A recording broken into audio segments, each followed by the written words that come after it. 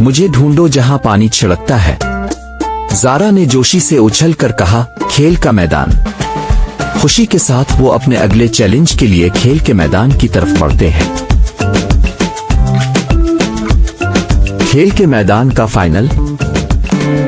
खेल का मैदान तफरीही ढांचे, स्लाइडों और यहाँ तक कि एक चश्मे से गूंज रहा है। उनका आखिरी और सबसे मुश्किल काम इंतजार कर रहा है।